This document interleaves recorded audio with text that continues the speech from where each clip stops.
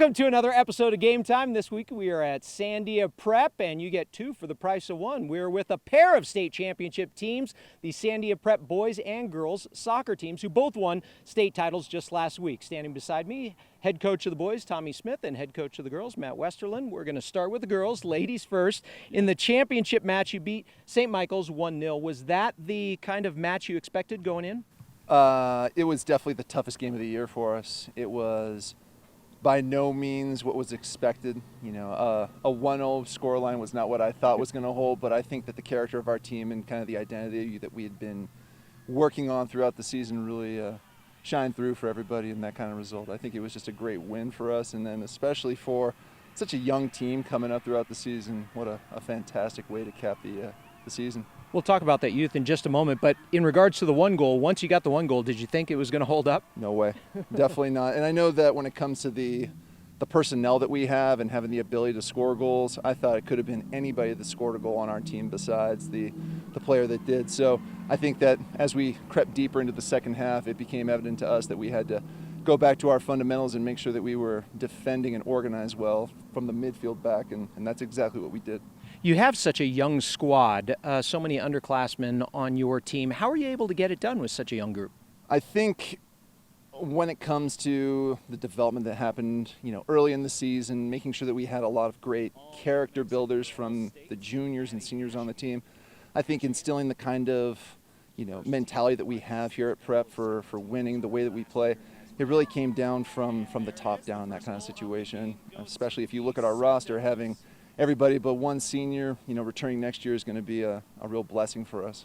The Sandia Prep girls won 4 in a row, then lost in the semis last year. How much was that motivation to climb back on top of the mountain this year? It was such a strange situation in the spring, having an amended season, having a situation where we had so many, especially at our school, so many 8th graders come up, start games, start a state semifinal against St. Michael's, and then for me as a coach and then for the players to have that taste in your mouth of a 4-0 defeat, it didn't sit well with me, and I know it didn't sit well with the players, and it was something that I brought from time to time when we need a little extra motivation. So it was, extra sweet taking it against St. Michael's, I'll say it. With such a young group returning, who do you have coming back? Is this the start of another 4-peat? I don't like to jinx things. I think that being able to build off of, such a successful season with such youth. I mean, if you're thinking about, almost 75% of our team is 8th and 9th graders. There's a great foundation for next year and then for the next 4 years for us. So I think that being able to maintain that kind of consistency and make it in a situation of a varsity program, making it very competitive moving forward, is going to only lead to hopefully more success for us. All right, well, congratulations on this year's success. Let's talk about the boys and head coach Tommy Smith. You guys in the final beat New Mexico Military Institute 5-2. It was actually a really close match, and then the floodgates just kind of opened. Was it the way that you had kind of foreseen this panning out? Not exactly, no. We knew that going in they were going to be one of the toughest teams that we were going to play all season. Very skillful team. Very attack-minded, lots of speed. So we were anticipating an extremely tough match, which, like you said, the score really wasn't indicative, I think, of the way the game went.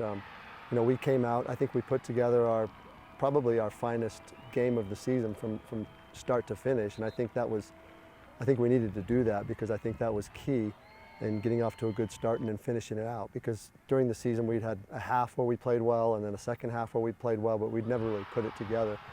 And the New Mexico Military Institute, we knew that they were going to come after us, and so the mindset for us was to play a complete game and put them under pressure right away. The Sandia Prep boys have now won 20 state titles, more than any other program. How has the school and your program been able to maintain such a high level of success? The tradition here. When I started, I took over for a program that was already winning under Juan Ramos, and I just, kept the bus moving. I think the players that come into our program, they have an expectation. They know what we're trying to accomplish. So it's not as, the focus is there to win every season. To give yourself an opportunity to win a state championship.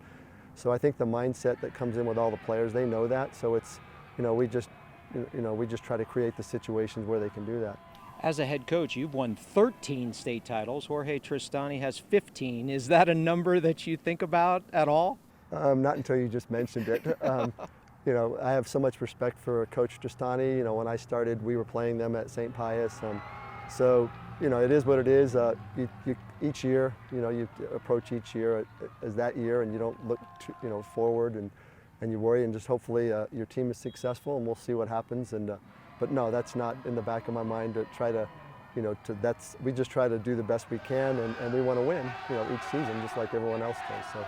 What did you think of the format this year with the early round games at home sites and then the championship match at UNM?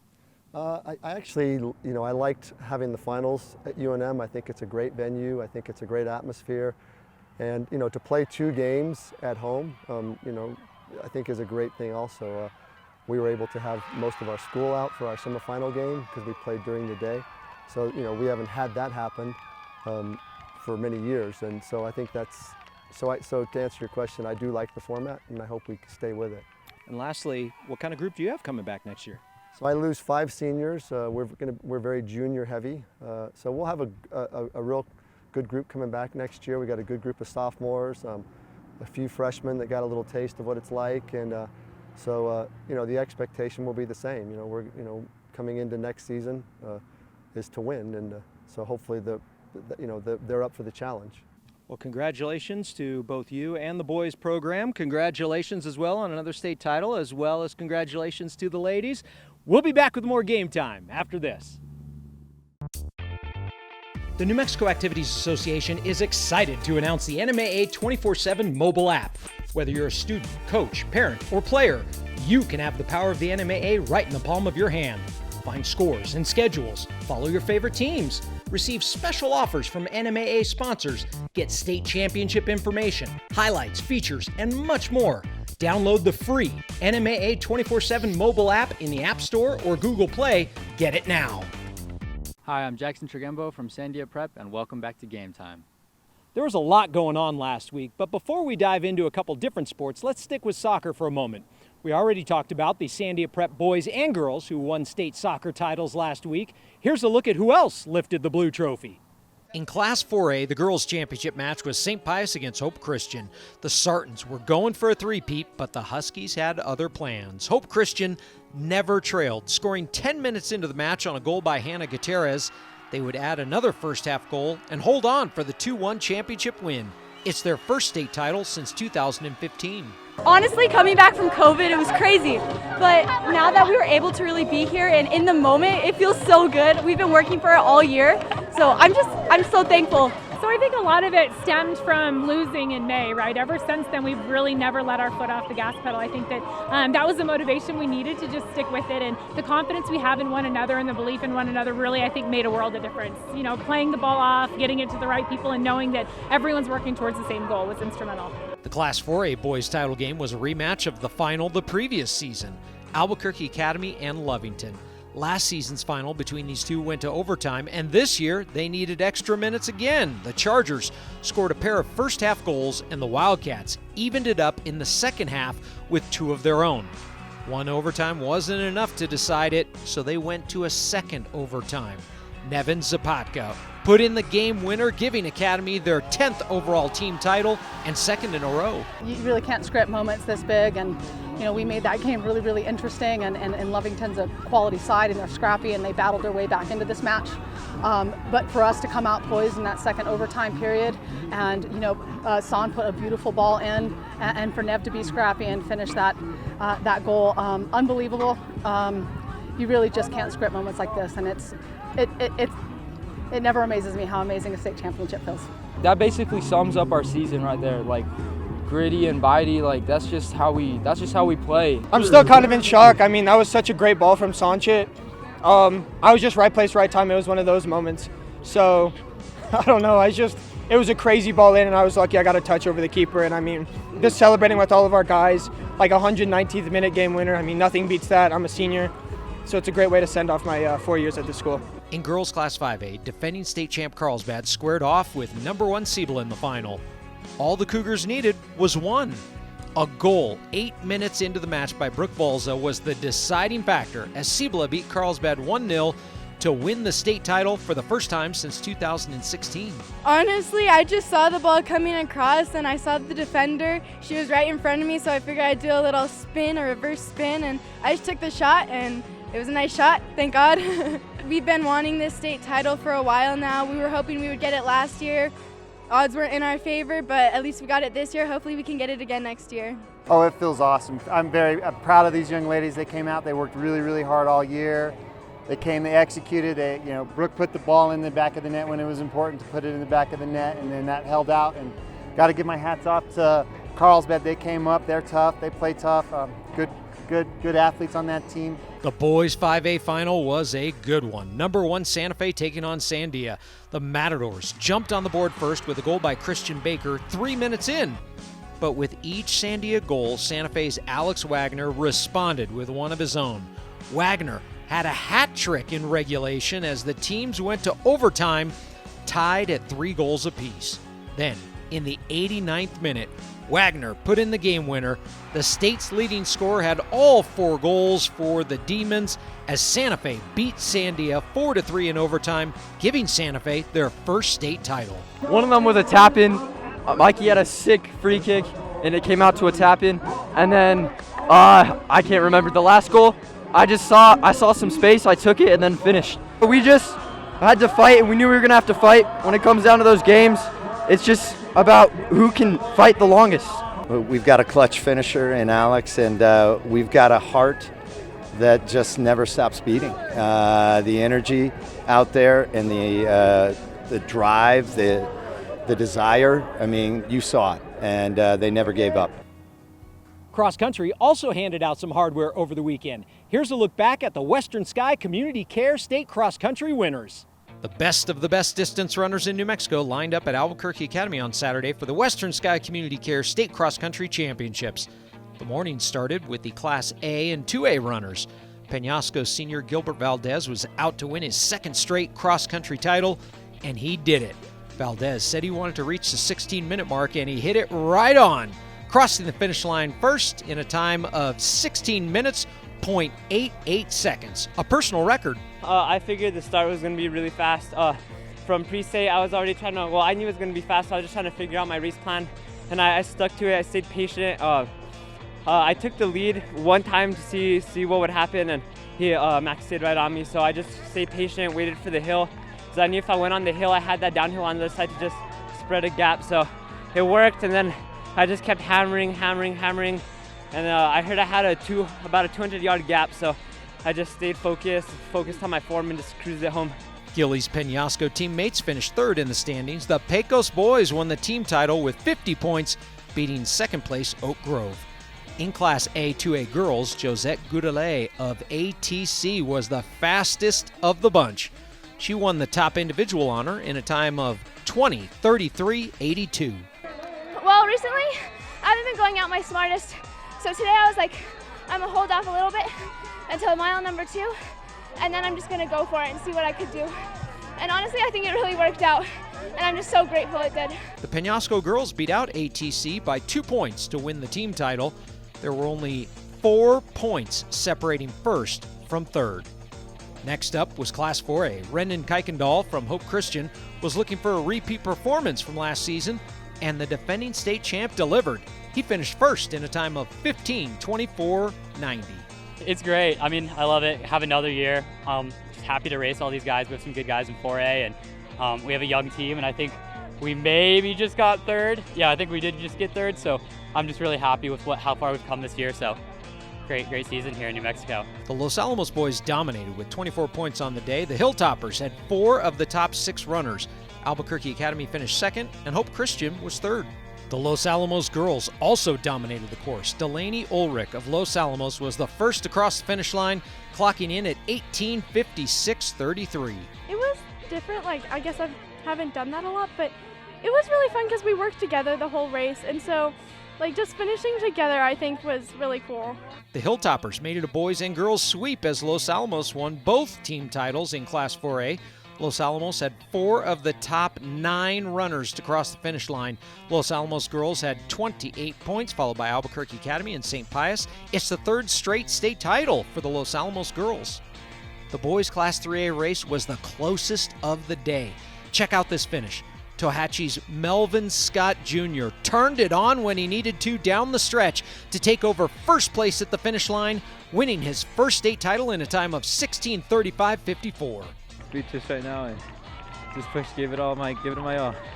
After what happened last year, I needed to give it my all. The Zuni boys blew away the field with a team total of 32 points and a first place trophy. Tohatchee finished second, followed by Cottonwood Classical. The girls' 3A first place runner blew away the competition. Rayleigh Hunt of St. Michael's entered the track with no one else behind her, finishing first by almost 2 minutes. Her winning time was 19:12.14. It feels amazing. I mean, I've put in years and years working towards this, and every day at practice, I even wrote it on my mirror. I mean, I worked so hard for this, and I'm so happy. Cottonwood Classical girls won the team title, Santa Fe Prep second, and Santa Fe Indian School third.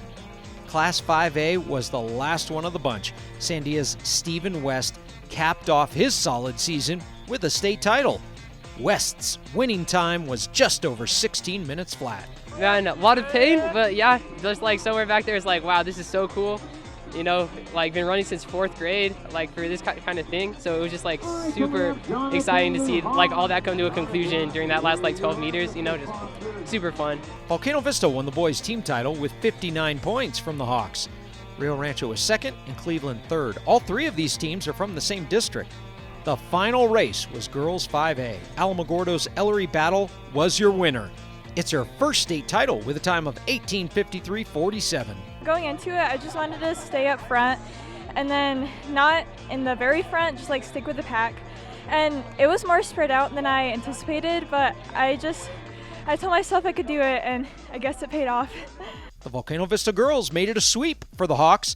Volcano Vista beat out Rio Rancho and Cleveland for their first title. Hi, I'm Kieran Hill from Sandia Prep High School, and we'll be back with more game time after this.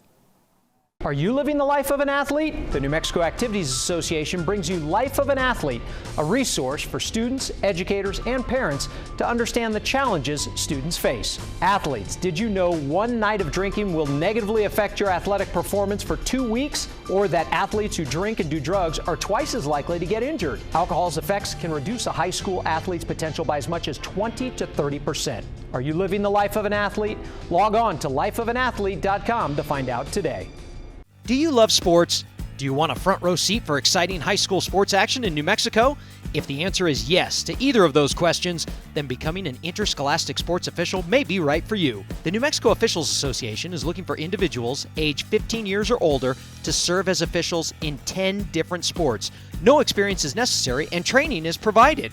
If you're interested, call 505-923-3110. That's 505-923-3110. Or go to the website nmact.org and click on the Officials tab. Welcome back to Game Time from Sandia Prep. While soccer and cross country wrapped up their seasons last week, football is in the middle of their postseason. Here's a look at who advanced and who they'll be facing. Cibola quarterback Aiden Chavez had a pretty solid postseason outing against Sandia. The junior threw for 348 yards and 4 touchdowns as the Cougars beat Sandia 41-15. Cibola will now take on district rival Rio Rancho in the next round. Volcano Vista put up 49 points in their playoff opener against Carlsbad. Quarterback Josh Gerardo threw for 381 yards and a couple scores as the Hawks beat the Cavemen 49-17. Volcano Vista will take on La Cueva in the quarterfinals. Las Cruces advanced in the playoffs with a 42-7 win over Clovis. The victory by the Bulldogs sets up a rematch with rival Centennial. The Hawks came from behind to beat Las Cruces in the regular season. Las Cruces will be looking for revenge. Santa Teresa blanked Pedro Vista 21-0. Santa Teresa will now face unbeaten number 1 Farmington in the quarterfinals. Mayfield met up with Los Alamos. The Trojans built up a 35-0 lead and never looked back, beating the Hilltoppers 49-3, which sets up a matchup against Artesia this week. Berlin beat Deming 25-21. Running back Diego Avila rushed for 167 yards on 11 carries, and he scored the go-ahead game winner in the fourth quarter. The Eagles have a quarterfinal showdown with rival Los Lunas this week. Valencia took down Taos 53-23, setting up a rematch between Valencia and Bloomfield. Bloomfield's only loss this year was to Valencia earlier this season. Albuquerque Academy picked up a playoff win. The Chargers beat Bernalillo 14-6 in their first-round matchup. Academy will meet up with Moriarty in the quarterfinals. And one state champ was already crowned. Top seed Gateway Christian beat Rama 70-28 to win the six-man football championship. It's their first state title since 2013. The football championships will wrap up in the coming weeks, and the state volleyball titles will be handed out this weekend. You know, there are some current successful veteran coaches in this state when it comes to volleyball. Al Rosen at Centennial, Kim Bell at Moriarty, Kristen Scanlon at Texaco, Keith Leupold at Las Cruces, and of course Rio Rancho's Toby Manzanares. Coach Mons has a simple philosophy when it comes to his success: just get a little better each day. Hey, it's a new day, and it's a new day to get better. 2% better. That's all we want, all right? We know there's some areas that we can get better at. Rio Rancho's Toby Manzanares is one of the veteran volleyball coaches in the state.